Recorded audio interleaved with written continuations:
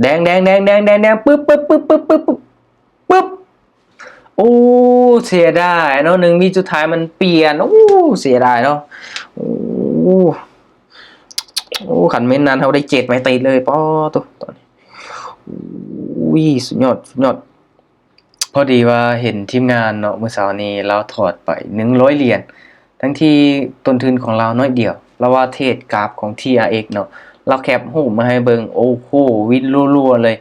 วินเกือบว่าทุกไม้เนาะมาวันนี้เดี๋ยวค่อยจะมาเข่งกำไรเนาะจากกราฟของ TRX เนาะสิเทรดส่วน4ของแท่งเทียนเมื่อกี้นี้เข้าไป1ออเดอร์เนาะวินเนาะ20เหรียญมาก็เลยสิลองเฮ็ดคลิปเนาะมาเทรดปันไปให้ทุกคนเบิ่งเคยซื้อมาออเดอร์นี้เป็นแท่งแดงซื้อเลยจะเทรดส่วน4ของแท่งเทียนเนาะสำหรับวันนี้ค่อยมีกำไรมาแล้ว250เหรียญเนาะกับไปที่ RX เนาะออเดอร์นึงเนาะเดี๋ยวมาเบิ่งน้ำกันเนาะเดี๋ยวค่อยจะปั้นไปเนาะถือว่าเป็นชาเลนจ์เนาะจะเอาประมาณจัก30นาทีเนาะ30นาทีมาเบิ่งว่าค่อยจะ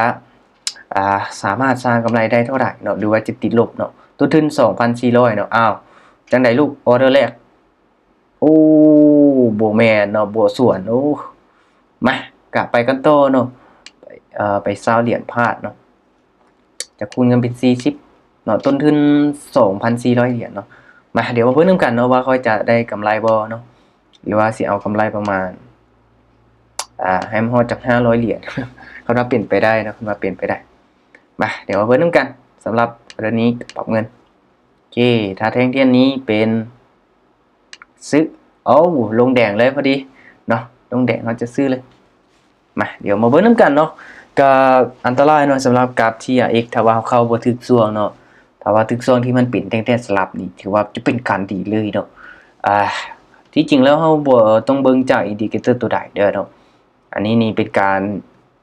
วิเคราะห์กราฟจากแท่งเทียนแบบสดๆเลยเนาะบ่ได้เบิ่งตัวอื่นเลยเนาะมีแต่เบิ่งแท่งเทียนเลยเนาะเห็นบ่ช่วงก่อนๆช่วงแรกๆมันก็ได้ผลเนาะแล้วก็มีกำไรเนาะแต่ว่าใส่ในการคูณเงินแน่เนาะมันบ่ได้ 100% เนาะมันบ่ได้ 100% แต่ว่าทีมงานเข้าไปถึกช่วงเนาะช่วงที่มันสลับแบบนี้นี่โอ้โห 100% เลยเนาะแต่ว่าอาศัยในการจอบเนาะเขาก็เห็นหลายๆคนก็เทรดมีกำไรจากกราฟของ TRX เนาะมาถ้าว่าวิ่งก็จะไป20คือเก่านี่ก็ไป20คือเก่าโอเคมาเบิ่งแท่งเทียนเนาะจะสังเกตเบิ่งกันที่แท่งเทียนตอนท้ายโอเคเป็นแดงซื้อเป็นแดงนี่ซื้อเลยมาเบิ่งกันเนาะว่ามันจะส่วนสีแท่งเทียนให้เฮาได้บ่เนาะเอากำไรไปมื้อนี้เทรดเอากำไรต่อจังได๋ลุกขึ้นไปติเนาะอันนี้นี่เป็นเทคนิคที่ง่ายที่สุดเนาะในการเทรดBX Trade เนาะเทรดในรูปแบบ Buy Trading Option เนาะถ้าเพียง30วินาทีตัวนี้นี่ถือว่าค่อนข้างที่จะง่ายเลยเนาะโอ้บ่สลับแล้วติแทงนี้ห่วยของแท้ตัวนี้โอ้ได้เสยป๊าโตมาแบบนี้ต้องจัดหนักจัดเต็มแล้วล่ะกับ TRX ทุกคนโอ้โหคิดว่าบ่สลับสุดท้ายขึ้นไปได้เสยห่วยช่องทางทำมาหากินตัวนี้มาเทรดเอากำไรก่อนมื้อนี้มาเบิ่งกันเนาะถ้าเป็นแบบนี้นี่ห่วยจัดหนักจัดเต็มเลยโอเคแต่ว่าเขาจะดึงเงินเป็นระเบียบคือเก่าเนาะมาแท่งนี้เป็นแดงเนาะเขียมซื้อเป็นเขียวขายลงมาเนาะอาศัยในความไวเนาะเพราะว่ามันมีการเปลี่ยนแปลงต่างๆเสียได้เนาะแท่งนี้มันลงมาต่อ1 วิสุดท้ายเนาะอีหยังก็เกิดขึ้นได้เนาะเดี๋ยวเรามาเบิ่งนำกันว่าจะได้บ่ลงมาลุกลงมาทะลุลงมาใส่ยาวๆอยู่ลงมาเก็บจังได้ปึ๊บน่ะโอ้โหของแท้เว้ยทุกคนมาเอาแล้วบาทนี้วินมา3ออเดอร์ติดแล้วเดี๋ยวเรามาเบิ่งนำกันบาทนี้แท่งนี้ขึ้นมาสูงหลายโอเคปรับไป20โอเคมาและแท่งนี้เนาะถ้าว่ามันเป็นเขียวเนาะจงใส่ไปเนี่ย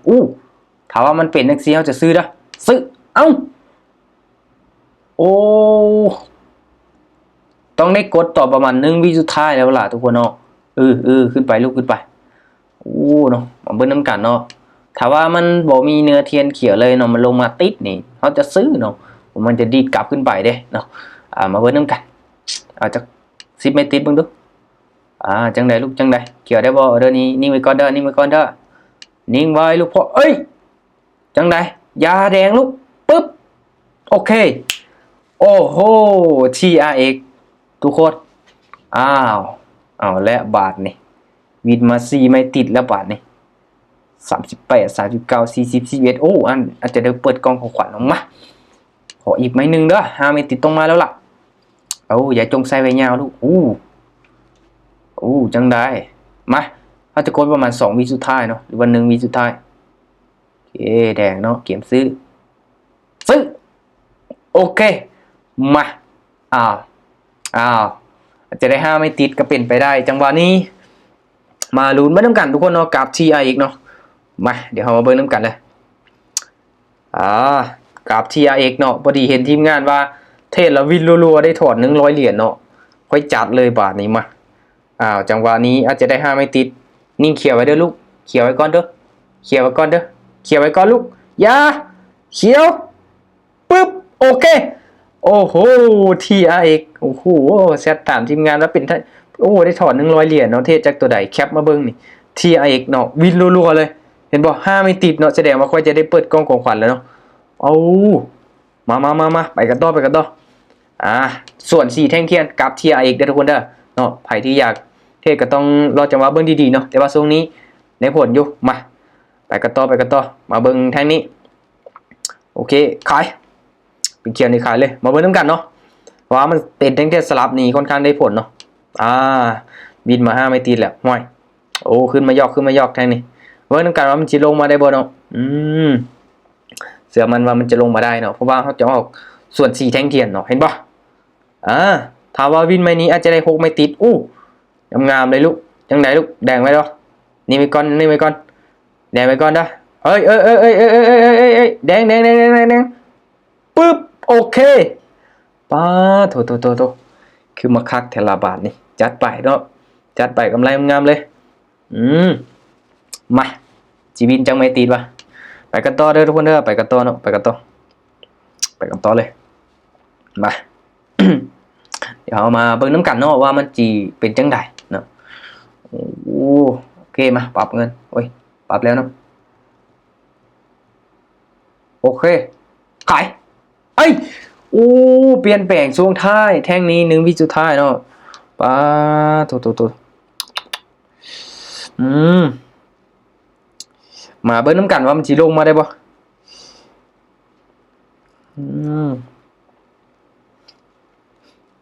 มาจังไดลูก จังได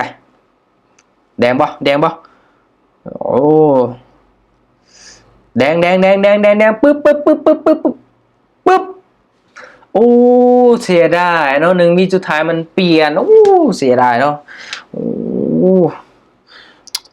ขันเม้นนั้นเขาได้7ไม้ติดเลยป้อตัวตอนนี้สุดยอดมาเดี๋ยวเบิ่งน้ำกันไปกันต่อเนาะคูณเงินเป็น40ได้แต่6ไม้ติดเนาะโอ้โหมาไม้นี้ถ้าว่าแท่งเทียนมันเป็นซื้อเลยเนาะกดตอน1วิเนาะมั่นใจมาเนาะเดี๋ยวมาเบิ่งน้ำกันเขียวไว้ก่อนเด้อเนาะเขียวไว้ก่อนสุดยอดมาอย่างใดก็ต้องเขียวเนาะกับส่วนสีแท่งเทียนไปเฮ้ยสวิงเฮงนี่เนาะโดนเนาะแต่ว่าหลักๆมือต้องไวอินเทอร์เน็ตต้องไวเนาะแล้วก็เบิ่งเนาะส่วนที่แท่งเทียนมันมีการเกินทีจงท้ายบ่เนาะเกินทีเปลี่ยนแปลงบ่หรือว่าจังใดลูกเขียวบ่ปึ๊บสุดยอดคันแม่นนั้นนี่บินอีกเนาะไม้นี้เนาะป้าโตคือมาคักแท้ว่ะสุดยอดเนาะไปกันต่อเอากำไรจากหลายๆเบิ่งมื้อนี้เนาะเดี๋ยวมาเบิ่งนำกันว่าสิเฮ็ดได้บ่หรือว่าจังไดเนาะเดี๋ยวมาเบิ่งนำกันว่าจะกำไรเท่าใดเนาะจาก250เนาะสิฮอด500ได้บ่โอเคปรับเงินมาแท่งนี้แดงขึ้นไปเนาะประตูคือไปเก็บไซส์มาหน่อยนึงเนาะถ้าว่าปิดเต็มนี่แห้งมั่นใจเนาะโอเคงามหลายสำหรับแท่งนี้ มาตอนนี้ก็งามๆเลย งามๆเลยเฮ้ยสวิงแฮงเนาะมาไปกันต่อเพราะว่าตัวทื่นเนาะก็หลายเนาะใส่ในการปั้นเนาะเพราะว่าเห็นทีมงานเทศได้เนาะมื้อนี้มันโอเคเนาะก็เลยมาจัดเนาะเผื่อๆนี้อาจจะได้กำไรหลายเขียวโอ้โหสุดยอดอืมมาไปกันต่อป้อตัวโอ้ขันว่าไม้นี้เนาะเอากดทันนี่วินเนาะวินหลายไม่ติดเลยเนาะโอ้มาอัตราการชนะค่อนข้างที่จะสูงหลายเนาะโอเคมาไม้นี้เบิร์นน้ำกันขายเย่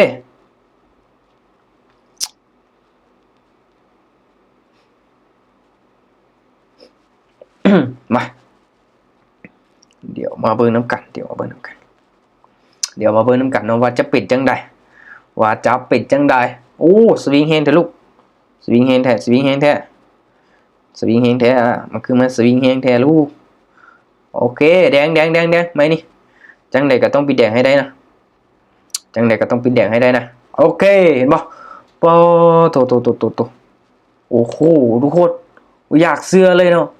เห็นป่ะเบิ่งอัตตาชนะโอ้พลาดแต่ไม้นี้มันเปลี่ยนตอนท้ายตอน1 วิเนาะมันลงมาได้เองตัวท้ายคันแม่นั้นนี่ปิ่นเนาะเกือบซิงไว้ติดเลยเนาะโถมาไปกันต่อ อีกเลยไม้นี้เขียวบ่ขายเป็นเขียวเขาขายเลยเน้นเทโลท่าเนาะเป็นเขียวเขาขายเลยโอ้โหสุดจัดตัวสุดยอดลายเนาะเนี่ยเหนียวเบิ้งเนาะเซนิเมนต์เนาะถือว่าสุดยอดลายบ่ถือว่างามเลยโอเคงามเลย มาไปกันต่อจังใดแดงลูกแดงปึ๊บโอ้โหโคตรงามเลยบาด โคตรงามเลยเนาะจัดไปนะไปกันต่อมีกำไรยังสิเฮาเทรดไปต่อเรื่อยๆแล้วเนาะเทรดไปต่อเรื่อยๆมาจังใดลูกโอเคไม่นี่โอเคมาลุ้นเริ่มกันว่าตอนท้ายจะเป็นจังไดเขียวขายมาโอ้แต่ว่าจงใส่ทึงๆยาวเนาะเบิ่งว่ามันสิสลับลงมาได้บ่เนาะเอาง่ายๆเนาะส่วน4แท่งเทียนเดี๋ยวทุกคนเดินเนาะส่วน4แท่งเทียนเนาะส่วน4แท่งเทียนจัดไปส่วน4แท่งเทียนจัดไป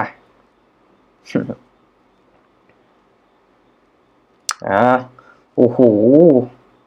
ลงมาลูกลงมาปอแท่งนี้มันจงใส่ไปยาวเนาะแท่งนี้จงใส่ไปยาวหลายเนาะ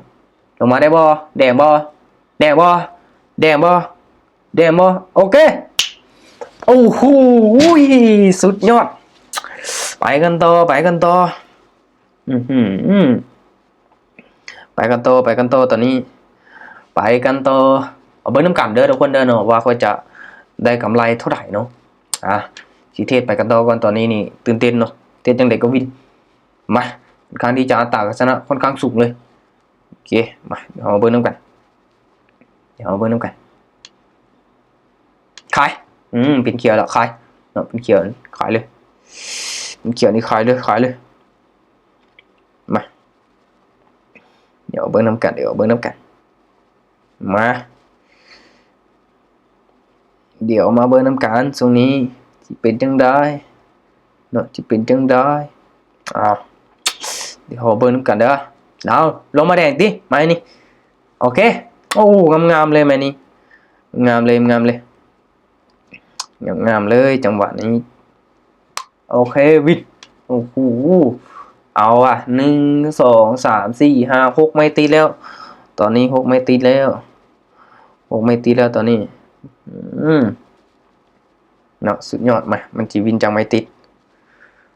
ปรับเงินเนาะจะเดินเงินเป็นระเบียบเนาะอาศัยในการคูณเงินเอามาไปกันต่อมาเบิ้งแท่งเทนนี้เป็นเขียวบ่ถ้าเป็นบันนี้เกียบซื้อเลยซื้อโอเคส่วน4เลยบาทนี้เนาะลงมาแดงงามมางามเลยเนาะเดี๋ยวมาเบิ้ง โอ้โหกำไร477เนาะโอ้โหวินงามๆโอ้คันบ่พลาดแท่งนี้นี่บอกเลยเนาะกำไรแบบงามเลยสุดยอดสุดจัดประหลัดบอกมาออเดอร์นี้จังไดก็เขียวลูกเขียวบ่ปึ๊บโอ้โห1 2 3 4 5 6 77ไม่ติดแล้วมาเอาจาก10ไม่ติดมึงดูเนาะถ้า10ไม่ติดนี่สุดยอดเลยมาไปกันต่อมันจะมีบางส่วนที่มันได้ผลเนาะที่มันเข้าได้แบบนี้เนาะเอาจัดหนักจัดเต็มเลยจัดหนักจัดเต็มในจังหวะนี้จังใดลูกจังหวะนี้แดงซื้อเลยไม้นี้สลับขึ้นใบเขียวแน่นอนเนาะสลับขึ้นไปเขียวแน่นอนเนาะปิดในเทนเต็มจังซี่มาเอาเบิ้ลน้ำกันเนาะเทศไปจุดกว่าเขาจะพลาดเนาะเทศไปจุดกว่าเขาจะพลาดเห็นว่าได้กำไรหลายเนาะตามเป้าเนาะเห็นบอกกำไรจริงว่า500แล้วเนาะจาก200ป่ายขึ้นมาเนาะเห็นบอกบินรัวๆเนาะบินรัวๆป้อตัวเห็นทีมงานเราว่าเทศได้เนาะส่วนสีแท่งเทียนเนาะตาชนะสูงอีกบินรัวๆเนาะเราไปไม้ละ10 เหรียญได้ถอดเป็น100เนาะจังไหนไม้นี่โอ้ไม้นี้พลาดพลาดเสยเนาะได้แต่1 2 3 4เนาะ5 6บ่ได้10ไม้3โอเคมาจะไปอีกเนาะถ้าว่าไปคืนนี้ห้วยกราฟมันก็มีโอกาสที่จะอันนั้นได้เนาะมันก็เปลี่ยนทรงได้เนาะทรงนี้มันได้ผลเนาะเท่ากับเทรดเก็บกำไรทรงนี้โอเคมาเบิ่งแท่งนี้ขายมาทวินอีกไม้หนึ่งเนาะสำหรับคลิปนี้เขาจะพักเนาะรอบนี้เขาจะพักก่อนเนาะเขาจะบ่รูปหลายเนาะว่ากับไรมาหลายเลยดีเนาะถ้ากำไรหลายแล้วเขาบ่หยุดนี่ห้อยอันตรายเนาะมาอาจจะได้กำไรทำมาฮอด500 เหรียญคือที่ตั้งเป้าไว้ช่วงแรกๆเนาะนะจริงๆก็โอ้โหสวิงเฮงเนาะแต่ก็ตราสนะค่อนข้างที่จะสูงโอเคมาเอามาเบิ้ลน้ำกันโอเคสุดยอดลายเนาะถือว่ารอบนี้ทุกคนเนาะถูเพราะกับผมคิดว่าTRX มันจะอัตราชนะสูงแบบนี้เนาะเห็นบอกวินรัวๆเนาะวินรัวๆเลยจากกำไร200ป่ายขึ้นมาฮอด500ป่ายเนาะ